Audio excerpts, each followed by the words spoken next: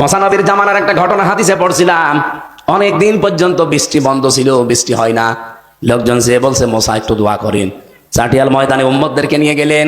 এরকম একটা ময়দানে তিনি নামাজ আদায় করে দোয়া করছেন, রব্বুল আলামিন তুমি বৃষ্টি নাজিল করো। আল্লাহ সব জানিয়ে দিলেন যে না, বৃষ্টি হবে না। হযরতে মুসা আবেগপূর্ণ নবী ছিলেন, খালি কথা শুনলে প্রশ্ন করতেন। ডাক দিয়ে বলে, রব্বুল আলামিন বৃষ্টি হবে না মানে কি? কি বলেন? এগুলো নয় আমার উম্মত, আমার মায়া লাগে, কিন্তু এগুলো তো আপনার বান্দা, আপনার মায়া লাগে না? আল্লাহ বলেন মায়া লাগে, কিন্তু বৃষ্টি দেব না। বৃষ্টি দেব না মানে দেওয়া লাগবে? বলে না, দেব না, দেওয়া লাগবে। 2-3 বার যখন কথা বলার পর আল্লাহ পাক বলেন, মুসা বৃষ্টি দিতে পারি, কিন্তু তুমি যাদেরকে নিয়ে দোয়া করছিলে এর ভেতরে নামিমা, তালাতালি করা এরকম একটা লোক আছে। ও যতক্ষণ তোমার মোনাজাতে হাত তুলবে ততক্ষণ বৃষ্টি হবে না। আগে ওরে বের করা লাগবে, তারপরে দোয়া করো। মুসা নবী বলছে, আল্লাহ তুমি শুধু ওর নাম বলো, দেখো কি করি। না, আমি নিজেই নাম ধরে কথা বলতে নিষেধ করি, আর এখন আমি নিজেই নাম বলবো, তুমি ওরে ধরে অপমান করবো সবার সামনে, হবে না। তুমি যদি না বলো, আমি তো আর মানুষের মনের খবর জানি না, আমি বলবো কি করে? রব্বুল আলামিন বলেন একটা কায়দা আছে, তুমি সবাইকে নিয়ে একটা তওবা করবা, ইখলাসের সাথে যারা তওবা করবে তাদের অপরাধ এক্ষুনি মাফ হয়ে যাবে। হযরতে মুসা আসলেন, বললেন আল্লাহ এই বাণী জানিয়েছে, এখানে নামিমা একজন আছে, তালাতালি করা লোক, কিন্তু কে আছে আমি জানি না, তবে আছে। আমি এখন সবাইকে নিয়ে তওবা করব, আশা করছি সেই লোক তওবা করবে। যদি তোমার দিল থেকে আমরা সবাই তওবা করি, আমাদের তওবা কবুল করে আল্লাহ বৃষ্টি দিতে পারে। উনি সবাইকে নিয়ে তওবা করে এবার মোনাজাতে হাত তুললেন, সঙ্গে সঙ্গে আমার আল্লাহ বৃষ্টি নাজিল করলেন। আপনি চিন্তা করেন, মুসা নবীর মতো এত বড় পাওয়ারফুল নবী, যিনি আল্লাহর সাথে কথা বলতেন, সরাসরি কালিমুল্লাহ বলা হয়, সেই নবী হাত তুলে বসে আছে। শুধু যারা হাত তুলেছে তার সাথে তাদের ভেতরে একজন তালাতালি করা লোক ছিল।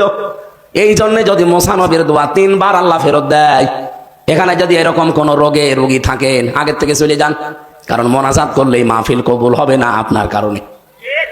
দেখেন তোকে চলে যাচ্ছে কিনা, ওই যে একটা চলে যাচ্ছে, দেখ ওটা তালাতালি করে মনে হয়। আপনি কি এই গোনাটাকে ছোট মনে করছেন? কত বড় গোনা টের পাচ্ছেন? এর শাস্তি কি? আল্লাহ শাস্তির ধরন দিয়েছেন।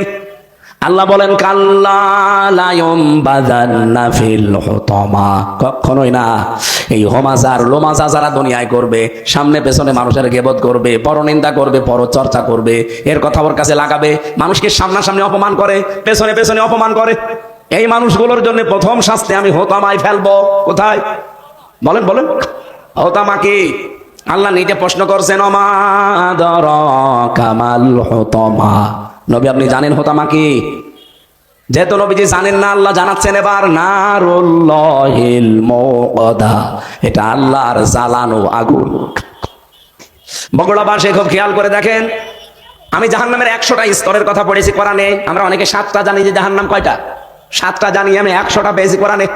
জাহান্নামের স্তরগুলো 100টার উপরে। আপনি কোন জাহান্নাম আল্লাহ জ্বালিয়েছেন এই কথা আমি পাইনি, কিন্তু এই কথা বলতে গিয়ে আল্লাহ বললেন নারুল্লাহিল মুকাদা, এটা আল্লাহর জ্বালানো আগুন। তাহলে আল্লাহ নিজে জ্বালিয়েছে, কেমন হতে পারে? আল্লাহ পরিচয় দিচ্ছেন, আল্লাতী তাত্তালিউ আলাল আফইদা, এটা যেখানেই লাগবে শরীরের আগে কলিজা পুড়ে যাবে।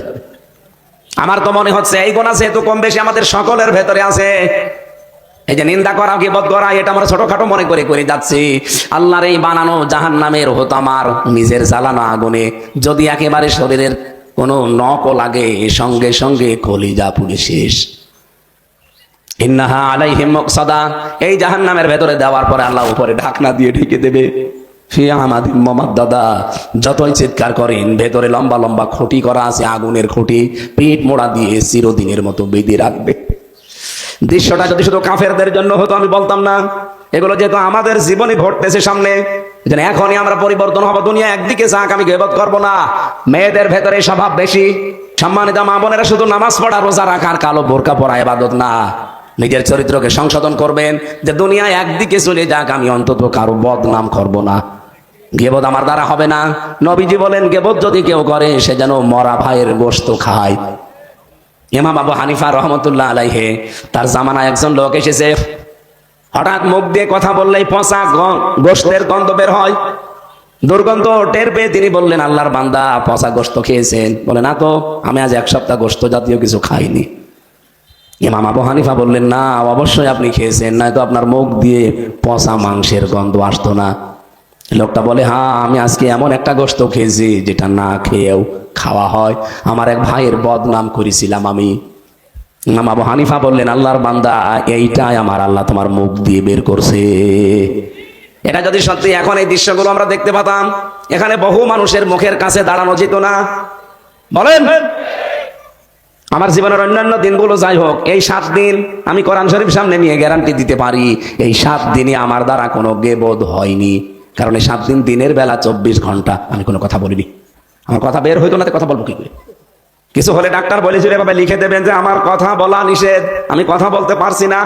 কেউ আসলে এটা ধরিয়ে দিতাম যে দেখেন, সেদিন চট্টগ্রাম থেকে, সিরাজগঞ্জ থেকে, ফরিদপুর থেকে প্রায় 7-8 দল গিয়েছে আমার বাড়ি।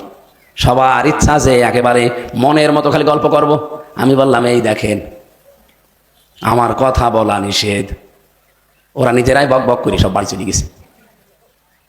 গেবত কিছু কিছু কথা বলছিল যেগুলো গেবতের পর্যায়ে পড়ে, এই জন্য বললাম এই কাগজ দেখিয়ে আমি বিদায় নিয়ে ওপরে চলে গেলাম। আমি আর মনে হয় মাঝে মাঝে যদি এরকম 7 দিনের মতো আমার জীবনটা আমি তৈরি করতে পারতাম, জাহান্নামে হতো আমায় অন্তত যাওয়া লাগতো না। 3 বছরও অনেক গোনা থেকে আল্লাহ আমাকে বাঁচিয়েছে, যদিও কষ্ট হয়েছে ওই 3 বছর, কিন্তু বহু গোনা থেকে আল্লাহ আমাকে বাঁচিয়ে রেখেছিলেন। আমরা জীবনকে পরিচ্ছন্ন করার জন্য এই আয়োজনগুলো করি। আল্লাহ যেন সারা জীবনে আমাদের আর গেবদের ভেতরে ফেলে না দেন, বলেন আমিন। আল্লাহ দিয়ে জামা মালা ওয়া আদাদা, আল্লাহ বলেন আমি ধমক দিয়েছি তাদের যারা মাল জমা করে। ইয়াহসাবু আন্না মালাহু আখলাদা, আর মনে করে মাল আমাকে চিরস্থায়ী করে রাখবে, আমার কাছে এটা স্থায়ীভাবে থেকে যাবে। এখন মাল কি? এখানে আমরা অধিকাংশ মানুষ মনে করি মাল মানে টাকা পয়সা। না, মালের আমি 5টা অর্থ পেয়েছি তাফসিরে। ভালো করে মিলান তো, আপনি মিলাচ্ছেন নাকি দেখেন। 1 নম্বরে মাল মানে অর্থ সম্পদ, টাকা পয়সা। 2 নম্বরে মাল মানে অস্ত্র শস্ত্র। 3 নম্বরে মাল মানে শক্তি সামর্থ্য। 4 নম্বরে মাল মানে লোকবল জনবল। 5 নম্বরে মাল মানে রাষ্ট্রীয় হুঁশিয়ার। এই 5টা বিষয় যারা জমা করে আর মনে মনে ভাবে এটা আমাকে স্থায়ী করে রাখবে, এটা আমার কাছে চিরস্থায়ী ভাবে থেকে যাবে, আল্লাহ বলেন কাল্লা, কখনোই না। তোর আগে এরকম বহু মানুষ জমিয়েছিল, এক জায়গায় করেছিল, কিন্তু সেগুলো তাদেরকে চিরস্থায়ী করে নাই, তাদের কাছে স্থায়ী ভাবে থাকেও নাই। তার প্রমাণ আবুল আহাব মন্ত্রী ছিল। মা আগনা আনহু মালুহু ওয়া মা কাসাব, তার মাল সম্পদ ছিল, সে যা উপার্জন করেছিল একটাও তার কাজে আসে নাই। জীবনের শেষ দিকে তার প্লেগ রোগ হয়ে গোশত পচে পচে শরীর থেকে পড়ে পড়ে ও মারা গেছে। ওর আপনজনরা মাটি দেবে সেই অবস্থাও ছিল না, কারণ ওর কাছে গেলে ওই রোগ হয়ে যায়। লোক ভাড়া করে ডম মসি মেতর যায় বলেন, বড় একটা বাঁশ নিয়ে দূর থেকে লাশ ঠেলে গর্তের ভেতরে দিয়ে দূর থেকে পাথর নিক্ষেপ করে ওরে মাটি চাপা দিয়ে দিয়েছে। ওর সম্পদ আদি, ওর ক্ষমতা, ওর অস্ত্র শস্ত্র, ওর লোকবল জনবল কোনো কাজে এসেছে? এই জন্য যারা জমা করছেন এগুলো অবৈধভাবে, আপনি মনে করছেন এগুলো আমার কাছে থাকবে, জীবনেও না। এই 15.5 বছর যারা অবৈধ করেছিল ওগুলো তারা তাদের কাছে থাকতো কই? তারা আজ কোথায়? বগুড়ায় তো পাবেন না, সব পালিয়েছে। পালিয়েও তো শান্তিতে নেই। সেদিন সিঙ্গাপুরে না মালয়েশিয়া যেন এক হোটেলে উঠেছিলাম, নিচে নেমে দেখি 2 জন চা খাচ্ছে। কি গো এখানে? হুজুর আমরা আগেই পালিয়েছি। কেন? আপনার তো বহু বাড়ির কথা শুনি, 620টা বাড়ি আপনার, একটা বাড়িতেও যেয়ে থাকতে পারেন না, থাকবো কি করে? এই দেশে আমার বাড়ি আছে সাহেবপাড়া, মালয়েশিয়াতে সাহেবপাড়া বানিয়েছে শয়তান, থাকতে পারে না, হোটেলে থাকে। মালয়েশিয়াতে 20 লাখ বাঙালি থাকে, যদি আমরা দেখতে পাই বাইরে পিটিয়ে ভর্তা বানিয়ে ফেলবে। এই জন্য বাইরে যায় না, খুব গোপনে আছে। হুজুর দোয়া করে, দোয়া আসবে শয়তান। এরকম বাস্তব প্রমাণ দেখার পরেও যদি কারো জীবন পরিবর্তন না হয়, কেন আপনি লোকবল জনবল অর্থ সম্পদ অস্ত্র শস্ত্র রাষ্ট্রীয় চেয়ার পাওয়ার জন্য মরিয়া হয়ে উঠেছেন? এগুলো থাকবে আপনার কাছে না? থাকবে না, তাহলে কোরআন মিথ্যা হয়ে যাবে। অবৈধভাবে উপায় করলে জীবনেও থাকবে না, সব হাতছাড়া হয়ে যাবে। সূরার নাম কি বললাম? বলেন বলেন। বাংলা অর্থ হচ্ছে নিন্দাকারী, ছোটকারী, খাটোকারী। সামনে হোক পেছনে হোক, মানুষের যারা দোষ চর্চা করে, মানুষকে যারা ছোট করতে চায়। আপনি দেখেন এই 15.5 বছরে বিরোধীতে যারাই ছিল তাদেরকে কত ছোট করেছে, কত খাটো করেছে, মিথ্যা মামলা দিয়ে, মিথ্যা সাক্ষী দিয়ে আদালতের সামনে দাঁড় করিয়ে। সব ওদের, আপনি বিচার পাবেন কি করে? মামলার আয়ু ওদের, ম্যাজিস্ট্রেট ওদের, যারা রিমান্ডে নেবে অফিসার গুলো ওদের। আপনি বিচার চাবেন কার কাছে? আপনার জন্য মাত্র একটা লোক আছে, আপনার উকিল, তাও সে উকিলের কথা ওরা শোনেও না। এই 3 বছর আমার উকিলের একটা কথাও শয়তানরা শুনে নাই। বাংলাদেশের বড় বড় লয়ার ধরেছিলাম, অ্যাডভোকেট, ব্যারিস্টার, কিন্তু তারা শুধু শো দাঁড়িয়ে থাকবে, কারণ সবই তো ওদের। বিচারপতি পর্যন্ত নিয়োগ দেওয়া ওদের। 3টা বছরে মামলা এই টেবিল থেকে এই টেবিলেও যায়নি, ওই জায়গায় পড়েছিল। অথচ সরকার পরিবর্তন হতে দেরি। আগস্টের 5 তারিখের পরে আমি মনে হয় 11 তারিখে মামলাটা তুলেছিলাম, তুলতে দেরি। শুধু জামিন না, আমার মামলা পুরা খারিজ হয়ে গেছে।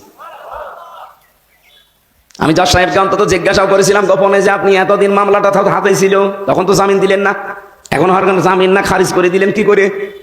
আমার বলছো হুজুর আমার হাত বাঁধা ছিল, আমি কিচ্ছু করতে পারি না, ইচ্ছা থাকার পরও আমার হাত বাঁধা ছিল। ওপর থেকে শুধু আমাকে লাল সিগন্যাল দিয়েছে, লাল কালি দিয়েছে, এইটা হবে না, এইটা হবে না। আমি চেষ্টা করলেও পারি না, করবো কি? আপনি আমার মাফ করে দিন। না, আপনার প্রতি আমার কোনো বিদ্বেষ নেই, রাগ নেই, আমার একটা অভিমান আছে হাসিনার উপরে। এই মহিলা কি করলো? এখন নয় হবো স্বামীর বাড়ি যাই বসে আছে, কিন্তু আমারই তো নষ্ট করে দিয়ে গেল। কালকে শুনলাম ওনার মেয়ে লাইভ করছে, আমার মা অসুস্থ, দোয়া করেন। দোয়া? ওর জন্য দোয়া আসবে? দোয়া করিয়ে দেবো, ওর জন্য আরো অসুস্থ হয়। শয়তান মহিলা। আরে ভাই, আমার মতো একজন না, বিরোধীতে আমরা যারা ছিলাম হাজার হাজার মানুষকে এভাবে কষ্ট দিয়েছে। 76 জন আলেম আমরা এক জায়গায় ছিলাম, প্রত্যেককে শয়তান মহিলা এরকম অপমান করেছে। আর আমাদের দায়িত্বে দিত কোনো মুসলমান না, বেশিরভাগ সব হিন্দু। দেবদুলাল, সুব্রত বালা, আশিক কুমার, লিটন ঘোষ, এটা সব আল্লাহর ওলির নাম বলছি। এই শয়তানদের মনে আমি আলেম না জালেমও দেখা দেখি নেই। ওদেরকে যেহেতু নির্দেশনা দেওয়া ছিল, 3টা বছরে একটা দিনও আমার বাইরে যোগাযোগ করতে দেয়নি। অথচ মার্ডার মামলার আসামি প্রতি 7 দিনে একদিন কথা বলে 10 মিনিট করে আমার সামনে। কতবার এই দেবদুলাল আর সুব্রত বালা, এই শয়তান, এই কোলাঙ্গার অফিসারদেরকে বলেছিলাম যে বাড়িতে একটু জানান যে আমরা বেঁচে আছি, একটু 5 মিনিট দেন। না, দেওয়া যাবে না। কি কষ্ট লাগে বলেন তো? ওই সময় খাবার দাবারের অবস্থা, 24 ঘন্টা অতটুকু একটা ঘরের ভেতরে তালা মারা। আমি যে অসুস্থ হয়ে গেছি ডায়াবেটিস, ওই দিন থেকে হাঁটতে দিত না। 24 ঘন্টা এক জায়গায় বসে থাকবেন আপনি, 10 দিন এরকম থাকেন, দেখেন কয়টা রোগ হয়। আমি এখান থেকে আপনাদের শিক্ষা দিতে চাই আয়াত দ্বারা। এখানে নারী পুরুষ যারা আছেন, আল্লাহ যেহেতু হুমকি দিচ্ছেন, আল্লাহর ধমকে যায় তাই ব্যাপার না। আল্লাহ এমনিতে সহসায় ধমক দেন না, কিছু কিছু মানুষকে আল্লাহ ধমক দিয়েছেন। তার ভেতরে এই 3 প্রকার মানুষ। ওয়াইলুল লিকুল্লি হুমাযাতিল লুমাযা, যারা সামনে পেছনে মানুষকে ছোট করার চিন্তায় থাকে, মানুষের গীবত করে, এর কথা ওর কাছে লাগায়, তালাতালি করে, নির্দোষ মানুষের উপর একটা দোষ চাপিয়ে নিজে ভালো সাজে। এই সংস্কৃতি বাংলাদেশে নেই। কত মানুষকে দেখছি নিজের দলে অন্যায় করে, অন্যায়টা যখন হয়ে যায় তখন বলে নিরপরাধ একটা মানুষের উপরে দোষটা চাপিয়ে দে, ওর নামে চালিয়ে দেওয়া, অসুবিধা নেই। আপনি জানেন এটা কত বড় অপরাধ? আল্লাহ বলেন আমি ধমক দিয়েছি এরকম মানুষকে, যারা নিজে অন্যায় করে অন্যের উপরে চাপিয়ে নিজে সাধু সাজে। এটা তো শুধু ধমক দিয়ে শেষ করিনি। অমাই ইয়াকসিবু খাতিয়াতান আও ইসমান সুম্মা ইয়ারমি বিহি বারিআন ফাকাদ হাতামালা বুহতানা ওয়া ইসমান মুবিনা। বলেন আল্লাহু আকবার। সূরা নিসা 5 নম্বর 12 15 নম্বর পৃষ্ঠা 12 নম্বর লাইনের 112 নম্বর আয়াতে আছে। বহু মানুষ দুনিয়ায় এমন আছে, নিজে অন্যায় করে, অন্যায়টা যখন হয়ে যায়, একটা নিরপরাধ মানুষ যে কিছু জানে না, তার মাথার উপরে দোষটা চাপিয়ে ওই লোকটা নিজে ভালো সাজে। আল্লাহ বলেন এ যেন পাপের বোঝা বহন করে নিয়ে বেড়াচ্ছে। বলেন না? আমি আয়াতটা পড়ার পরে বাংলাদেশের সাথে মিলিয়েছি, 100 জনের প্রায় 90 জন মানুষ আমরা এই অপরাধী। হ্যাঁ বলেন না কেন? নিজে আপনি দোষ করবেন, নিজে অন্যায় করবেন, আর এই লোকটা কিচ্ছু জানে না, ওর উপরে চাপিয়ে নিজে ভালো সাজেন। মিডিয়া মনে করে আপনি ভালো মানুষ, দেশের মানুষও মনে করে আপনি ভালো মানুষ, কিন্তু আল্লাহ পাক বলেন দুনিয়াতে যদি তোর কিছু নাও হয়, একটা ক্ষতি হবে, যে নিজে অন্যায় করে যে নিরপরাধ মানুষকে চাপিয়ে দিলি। এই কারণে আমি আল্লাহ এই অপরাধ তোরে দিয়ে দুনিয়ায় আরেকবার করাবো। কারণ লোকটা তো কিছু জানতো না, ওকে বিনা কারণে একটা তহমত দিয়ে ওর জীবনটা নষ্ট করে দিলি। আমি যেহেতু ভিকটিম, আমার নিজেরটা বলছি, যে মামলা আমারে দিয়েছিল কোরআন, আমি মাথায় নিয়ে বলতে পারি আল্লাহর কসম ওই সম্পর্কে আমি কিচ্ছু জানতাম না। আমারে দিয়েছে, আমি নাকি আনসারুল্লাহ বাংলা টিমের সারা বাংলাদেশের প্রধান, অথচ ছাতা যে কি আমি আজ পর্যন্ত জানি না। আরে ভাই, আমি যেটা করি নাই, জানি না, সেই দোষ আপনি আমার মাথার উপরে চাপিয়ে আমার জীবনটা নষ্ট করে দেবেন। আমি যদি কোনো দোষ করে থাকি সেই দোষ আমাকে দেন। কথা বলেন না কেন? আমার উপর যদি অন্য কোনো দোষ দিত তাও তো অন্তত আমি সেগুলো করি মেনে নিতাম। যে যদি বলতো জামাত ইসলামের ক্যাডার, তাও মানতাম। যদিও আমি অ্যাক্টিভ ভাবে ওই সময় জামাত করতাম না, শিবির করতাম না, আমি তো কোনো রাজনৈতিক দলে অ্যাক্টিভ ছিলাম না, এমনি ভালোবাসতাম। কিন্তু সেটা আমি জানি না একেবারে, এর পক্ষে আপনি মামলা মিথ্যা বানিয়ে আবার সাক্ষীও জোগাড় করেছে 4 জন। আদালতে আমার সামনে দাঁড়িয়ে বলছে, হ্যাঁ উনি সারা বাংলাদেশের প্রধান। আদালত মিট মিট করে হাসতেছে জজ সাহেব, কারণ জজ তো আমার চেনে, জজ আমার বিশ্ববিদ্যালয়ের আমার বড় ভাই, আমার বিশ্ববিদ্যালয়ের উনি বড় ভাই আমার। আমি বের হয়েছি 14 সালে, ওনারা বের হয়েছে 2000 সালে, 14 বছর আগে উনি বের হয়েছে। ওই লোকটা জজ হয়ে বসে আছে, পরিচয় আগেই নিয়েছে যে আমির হামজা আমার বিশ্ববিদ্যালয়ের ছোট ভাই।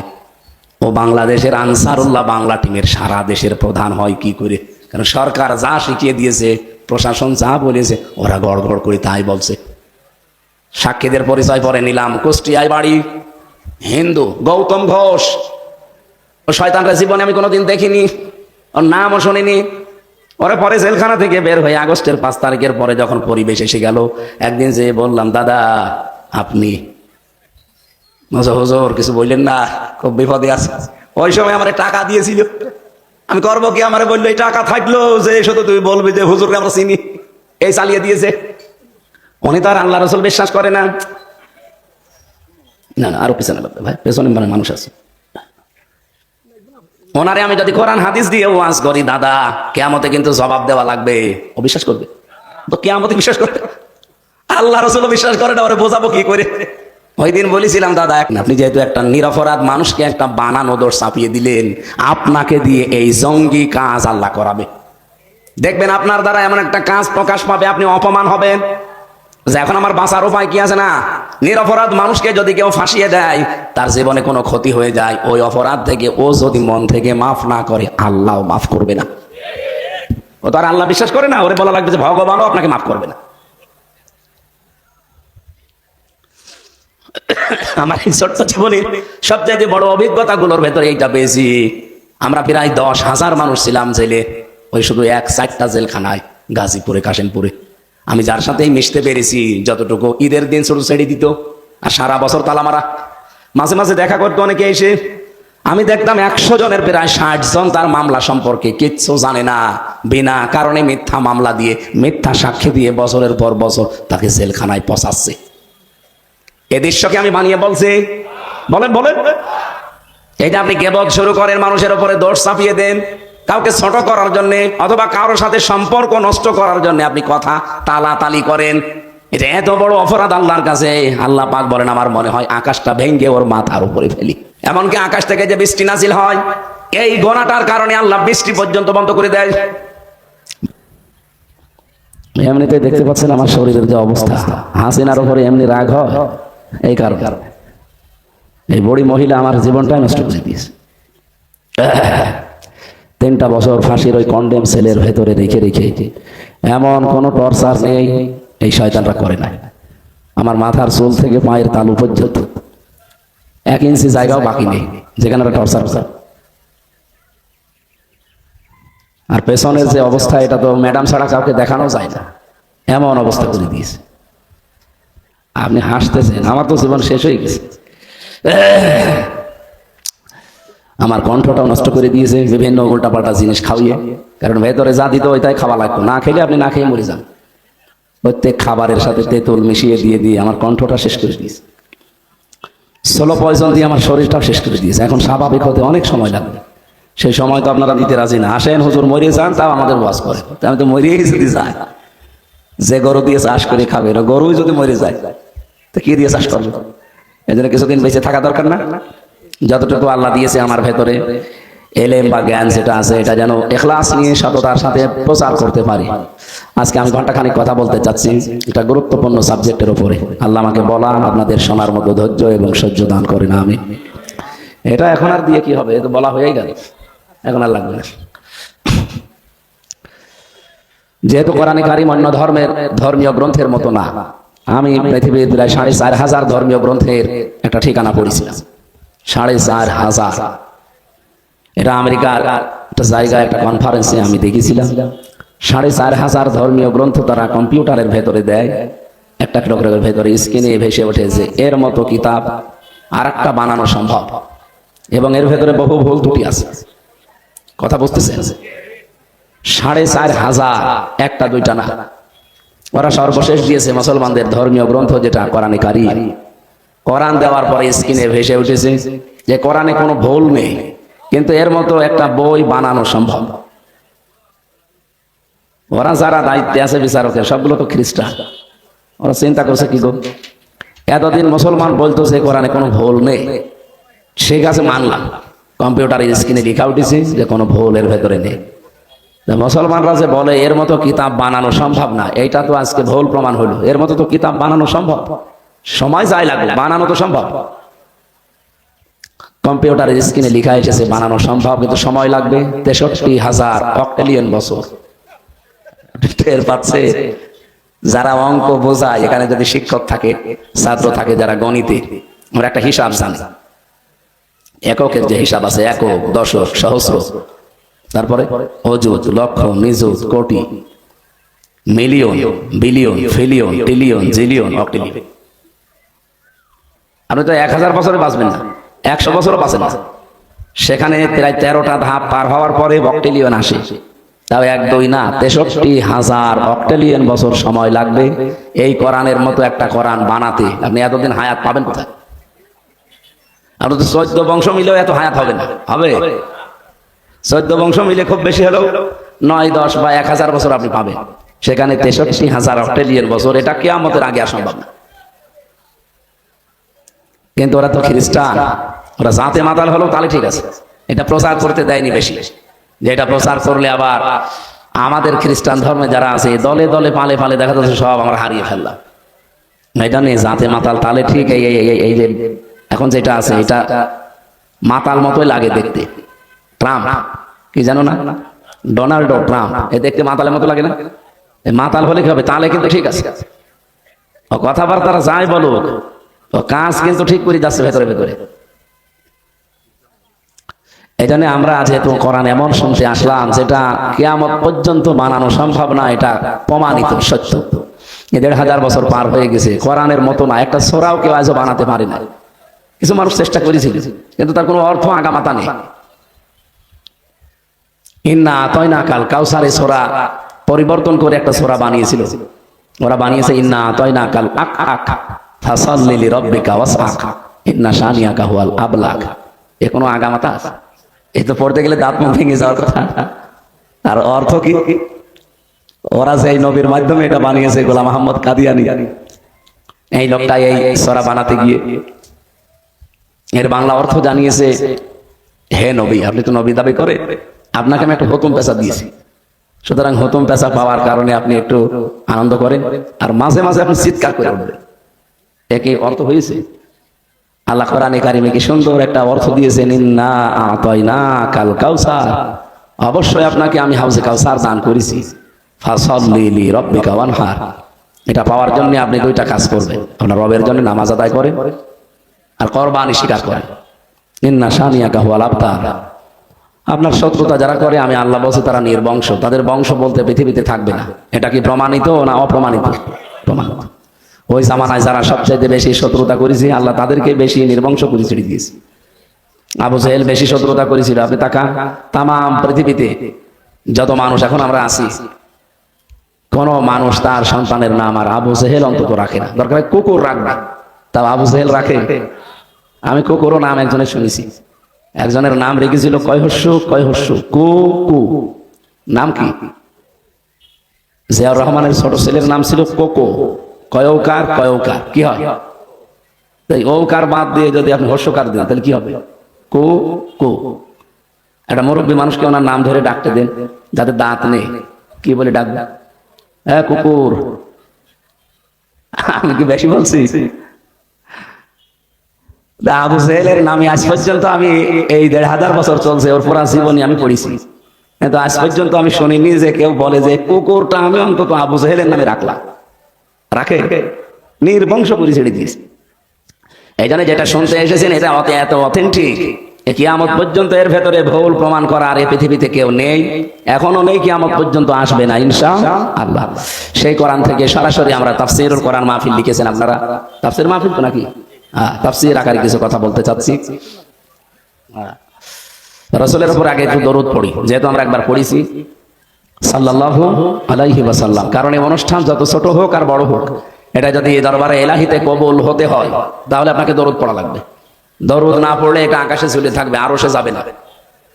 কি বুঝলেন এখান থেকে? তাহলে দরুদের গুরুত্ব কত বেশি। আমরা অনেকে বলছি দরুদ তো পড়লাম, আরে ভাই এটা তো কিন্তু পড়ার বিষয় না। দরুদে যা পড়বে ওইটা যেন আপনার প্র্যাকটিক্যাল লাইফে বাস্তব জীবনে থাকে। এটাকে আমি বাংলায় বলবো নাকি আরবিতে যা বলিস ওইটা শেষ? বাংলায় বলা যায় না একটু?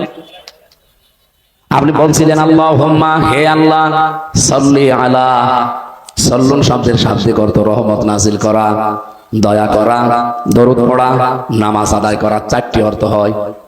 যেহেতু আমি আল্লাহর কাছে কিছু কামনা করছি রাসূলুল্লাহর জন্য, সেহেতু এখানে হবে রহমত নাজিল করা। এদিকে তাকান। আপনি বললেন হে আল্লাহ তুমি রহমত নাজিল করো। আল্লাহ জানো অলিখিত ভাবে একটা প্রশ্ন করছে আমাদের, যে কার উপরে বলছে না? আপনারা কি শুনতেছেন? আল্লাহ যে বললেন, আপনি নিজেই বললেন আমরা সবাই মিলে আল্লাহ তুমি রহমত নাজিল করো, তো বলতে পারেন যে কার উপরে? পৃথিবীতে তো বহু মানুষ আছে যে একজনের নাম বলবা না।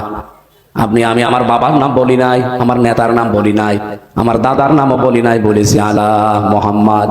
কার উপর? মোহাম্মদের। এখানে কি পৃথিবীর অন্য কারো নাম আমরা বলি? এই জোরে বলেন বলি? যেহেতু গ্রাম্য মানুষ আপনার, আমি একেবারে গ্রাম্য ভাষায় বলছি।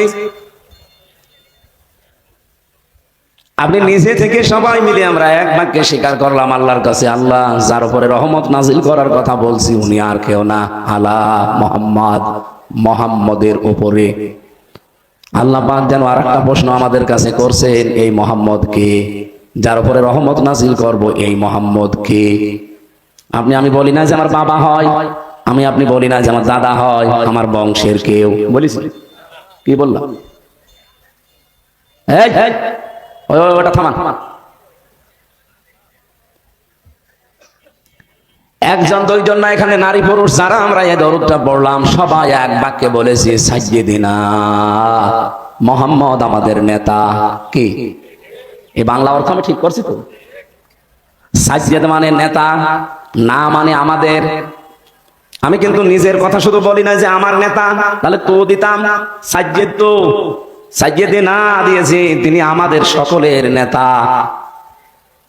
প্রশ্ন আসতে পারে নেতা আমি বললাম মুহাম্মদ রাসূলুল্লাহকে, আমাদেরও তো অনেক নেতা আছে, তাদের মতো নাকি? এতটুকু আপনি শেষ করবেন না, এই জন্য আল্লাহ আরেকবার একটা প্রশ্ন করছেন, কি বললি তুই? আপনি বলছেন সাইয়্যিদিনা মাওলানা, তিনি আমাদের মাওলানা। মাওলানা মানে আমির হামজা? হ্যাঁ কি? মাওলানা শব্দের শাব্দিক অর্থ হচ্ছে পথ প্রদর্শক, গাইডলাইন দাতা, অভিভাবক, দায়িত্বশীল। এবার আপনার প্রশ্ন হচ্ছে, এখানে আপনি যে বললেন মাওলানা, এমন মোহাম্মদের উপরে তুমি রহমত নাজিল করো যিনি আমাদের নেতা, যিনি আমাদের মাওলানা, আমাদের অভিভাবক, গাইডলাইন দাতা, পথ প্রদর্শক। সহসায় আপনি এই কথাগুলোর উপরে জীবন চালাতে না পারলে আপনার মতো আমার মতো মানুষ হাজার দার দরুদ পড়েও কিচ্ছু হবে না। যে কথাগুলো বললেন আপনি বাংলায়, আমি বললাম অর্থ, একটা একটা করে নিজের জীবনে মিলিয়ে বলেন, একটাও আপনি মানেন। সাইয়্যিদিনা মানেন না, মাওলানা মানেন না। এর পরবর্তী কথা তো আরো কঠিন, যে দরুদ আমি শেষ পর্যন্ত যে করবো কি? প্রথম দুইটাই তো আমরা ফেল করে ফেলেছি।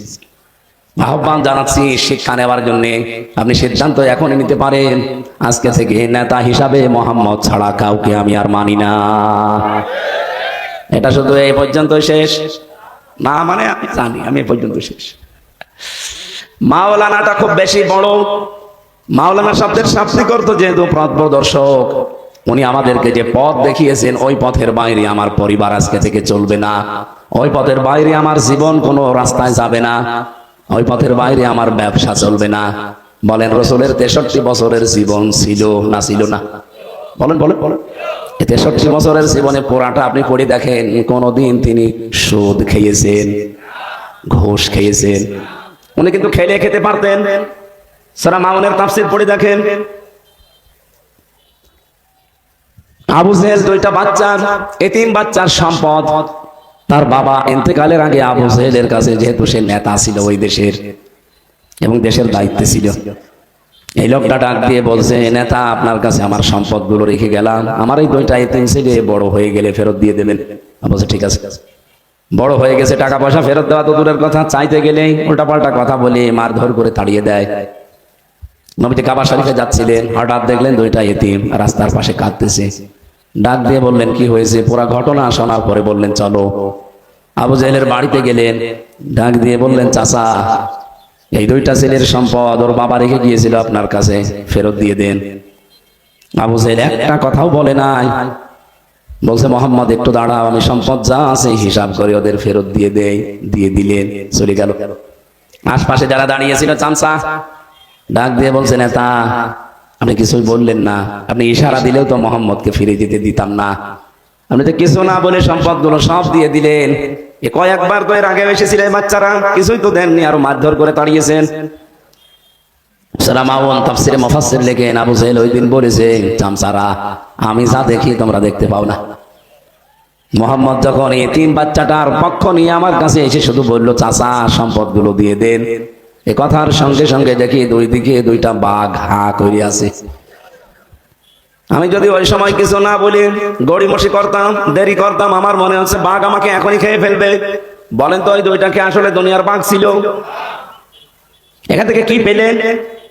যদি আপনি সত্যি ন্যায় নিষ্ঠা সত্যের পক্ষে, মাজলুমের পক্ষে দাঁড়িয়ে যেতে পারেন একনিষ্ঠ ভাবে, ইখলাসের সাথে, আপনার সাথে আমার আল্লাহ কিছু না কিছু অবশ্যই পাঠিয়ে সাহায্য করবে।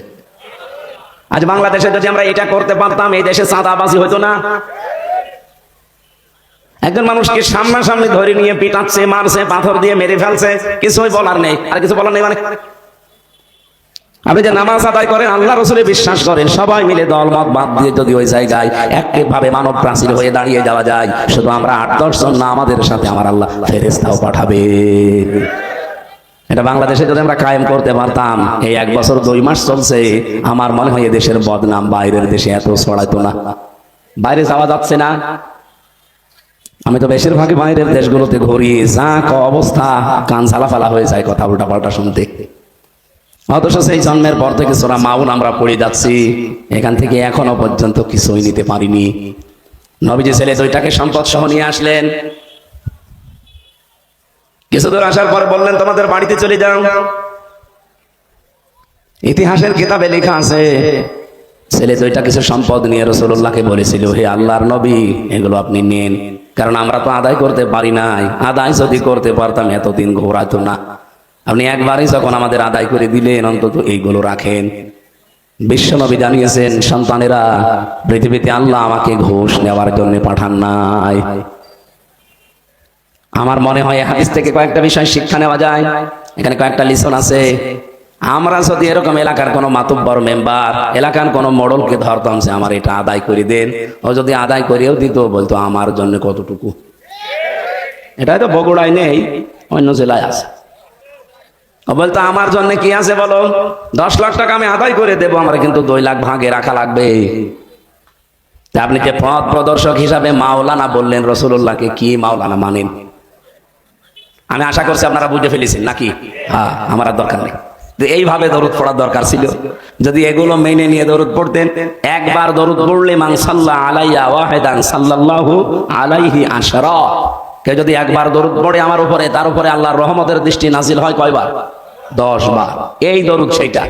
আপনার মাওলানা ঠিক নেই, সাইয়েদিনা ঠিক নেই, আপনি আন্দাজ খালি পড়িয়েই যাচ্ছেন, ইয়া নবী। না, আমি আশা করবো আপনারা এটা ঠিক করবেন ইনশাআল্লাহ। আমার আজকের তেলাওয়াত কিন্তু আয়াত আপনারা শুনে বুঝেছেন, একটা পরিচিত আয়াত, অধিকাংশ মানুষ আমরা এটা নামাজে পড়ি। এর ভেতরে যে এত কথা আছে, আপনি দেখেন কি বের হয়। আমরা অনেকে মনে করি হোমাজা মনে হয় কারো নাম। আমি একজনের জমজ মেয়ে হয়েছিল, শুনেছিলাম যে কি নাম রাখলেন, বলছে হোমাজা আর লোমাজা। কোথায় পেয়েছে নাম? বলছে কোরআন শরীফ পড়তে গিয়ে পেয়েছি, ওয়াইলুল লিকুল্লি হোমাজাতিল লোমাজা। আপনি কি জানেন এর বাংলা অর্থ কি? কোরআনে পেয়েছে, আবার বাংলা অর্থ লাগবে কেন? কিন্তু বাংলা অর্থ হচ্ছে সামনে এবং পেছনে নিন্দাকারী। একটু ভালো নাম। এই জন্য আরবি হলে নাম রাখা যাবে না। এর অর্থ কি আছে? কারণ এর প্রতিটি শব্দের একটা প্রভাব আছে, ওইটা আপনার জীবনে প্রতিফলিত হবে। আমি নামকরণটা নাই বললাম, যেহেতু হোমাজা শব্দটা এই আয়াতের ভেতরে আছে, সেখান থেকে এই সূরার নাম হয়েছে হোমাজা। বাংলা অর্থ হচ্ছে নিন্দাকারী। মানুষকে যারা ছোট করে সামনে পেছনে, তাদেরকে হোমাজা বলা হয়। আর আমার যতটুকু মাথায় জ্ঞান বুদ্ধি আল্লাহ দিয়েছে, সবচাইতে বেশি মানুষকে ছোট করা হয়েছে এই 15.5 বছর। কিভাবে ছোট করতো মানুষকে ধরে, সামনে হোক পেছনে হোক, কি করে ছোট করা যায়, খাটো করা যায়। যেভাবে হোক অপমান কি করে করা যায় এই চিন্তায় মনে হচ্ছে একদল মানুষ লেগে আছে, বিশেষ করে আলেমদের বিরুদ্ধে। আমি 3টা বছর যেখানে ছিলাম, এখানে আমার সামনে হোক পেছনে হোক দেখেছি যারা দায়িত্বে ছিল, রিমান্ডে থেকে শুরু করে জেলখানা পর্যন্ত, আমার মনে হয় সরকার ওদের দায়িত্বই দিয়েছিল কি করে আলেমদেরকে ছোট করা যায়। যত ছোট নিকৃষ্ট কথা, যত রকমের অপমানজনক কথা তারা আমাদেরকে শোনাতো, বলতো, কিন্তু কিচ্ছু বলার নেই। 4 দেওয়ালের মাঝে চিৎকার করলেও কোনো জায়গায় যাবে না। প্রথম যেখানে ছিলাম ওটা তো আয়না ঘর, মাটির নিচে। আপনি যতই চিল্লান, পিটাবে, চিল্লানো পর্যন্ত ওই উপরে আওয়াজ যাবে না। মাঝে মাঝে আওয়াজ আসতো উপর দিয়ে, নয় গাড়ি চলছে, কিন্তু কোন জায়গায় ওটা আমি এখনো জানি না। এখন শুনতেছি ব্যারিস্টার আরমান ভাই বের হওয়ার পরে বলছে ওটা ক্যান্টনমেন্টে, র্যাব অফিসে, কাউন্টার টেররিজমে, এই সমস্ত জায়গাগুলো তোরা মাটির নিচে ঘর বানিয়ে রেখেছে। আগামীতে এই দেশে কেউ যেন আয়না ঘর আর বানাতে না পারে, এই জন্য এই বিল্ডিং গুলো মনে হয় ভেঙে দেওয়া দরকার। আবার যদি কেউ ফ্যাসিস্ট হয়ে আবির্ভূত হয়, ও লোকটা আবার ওই ঘরে মানুষ রাখবে। কি ভয়ঙ্কর ঘর! আমি নিজে যেহেতু 10 দিন ছিলাম, রিমান্ডে ছিলাম, তাও এত কঠিন অবস্থা করে। এদিকে 1.5 হাত, এদিকে 3.5 হাত, এতটুকু একটা জায়গা, সামনে আবার লোহার খাঁচা দেওয়া, 5 শিকল দিয়ে বেঁধে দেয়। আপনি যে একটু কাঁচ হয়ে থাকবেন না, হাত পায়ের ভেতর দিয়ে এইভাবে লাগায়। আমার সাথে মুফতি ফখরুল ইসলাম ভাই ছিল নোয়াখালীর, উনি বলছিলেন এইভাবে হাত দিল আমারে, 2 হাত দিয়ে সামনে যে লোহার ব্যারিকেড দেওয়া আছে ওর সাথে লাগিয়ে শিকল দিয়ে দিল। 1-2 ঘন্টা পরে একটু ছেড়ে দেন না, 24 ঘন্টা আমি এভাবে বসে আছি। 1-2 দিন না, মাসের পরে মাস। এই যে মানুষ শুয়ে থাকে, এটা যে কত বড় নিয়ামত। ওনারে আমার ছেলে দিয়েছিল কয়দিন, ফাঁসির ওই কন্ডেম সেলের ভেতরে দেখতাম লোকটা হাত পা ছেড়ে দিয়ে 60 হয়ে শুয়ে আছে। কি ভাই আপনি এমন করেন? আপনার কারণে তো আমি শুতে পারি না, কারণ 2 জনের জায়গায় 1 হাত করে। এইভাবে থাকলে আমি সব কি করি? আমারে বলছে হামজা, এই যে মানুষ শুয়ে থাকে এটা যে কত বড় নিয়ামত আমি জানি। কতদিন আমি শুতে পারিনি। পায়খানা প্রসাবের জন্য মাত্র 1.5-2 মিনিট সময় দিত। 24 ঘন্টার ভেতরে একবার পায়খানা প্রসাবে যেতে পারবেন, তাও 1.5 থেকে 2 মিনিট। এর চাইতে বেশি সময় হলে আপনাকে ডাক দেবে, তাও পায়খানার কোনো দরজা নেই। যুবক মানুষ আপনি, যুবতী মেয়ে আপনি, পায়খানার সর্বোচ্চ আমার মনে হয় 2 হাত একটা দেওয়াল দেওয়া আছে ওই ঘরের ভেতরে, কোনো দরজা নেই। দরজা দিলে আপনি দাঁড়ালে দেখা যাবে, বসলে দেখা যায় না, এরকম সিস্টেম। ওরা সামনে বসে আছে পাহারাদার। আপনি বলেন তো, একটা যুবক মানুষ এই দৃশ্য দেখে আপনার পায়খানা যদি লাগেও ছাতা বন্ধ হয়ে যাবে। লজ্জা শরম বলে তো একটা জিনিস আছে মানুষের। সকালবেলা 1 মুঠ খাবার দিয়ে যেত, কয়েকটা ছোলা দিত। দুপুর বেলায় 1 বাটি ভাত দিয়েছে, ওর ভেতরে ডাল দেবে, তরি তরকারি দেবে, 5-6 রকম তরকারি একসাথে মিশিয়ে, পারলে খান, না পারলে ফেলে দেন। কিছু কিছুদিন ভাত পেয়েছিলাম, ভাত না, মনে হচ্ছে ভাতের ভেতরে পোকা কিলবিল করছে। বছরের পর বছর পড়ে থাকে এরকম চাউল, গোডাউনে, সেখান থেকে ওরা নিয়ে আসে। শরীরটা নষ্ট করে দিয়েছে এই শয়তানরা। এখনো পর্যন্ত আমি স্বাভাবিক কথা বলতে পারি না, বললেই দেখেন প্যাঁচ লেগে যায়। বেঁচে আছি আমার মনে হয় এটা আমার আল্লাহর দয়া। এই কঠিন দৃশ্যগুলো শতযত্র যদি এমনি রেখে দেয় তো ভালো। এমন এমন গালি দেয় মা বাবা তুলে। এই যে মানুষকে যারা ছোট করে, খাটো করে, মানুষের সম্মান নিয়ে যারা সিনেমিনি খেলে, আল্লাহ পাক বলেন আমি নিজে তাদেরকে ধমক দিয়েছি, হুমকি দিয়েছি। সেরকম 3টা বিষয় আজকে আমি আলোচনা করব ইনশাআল্লাহ।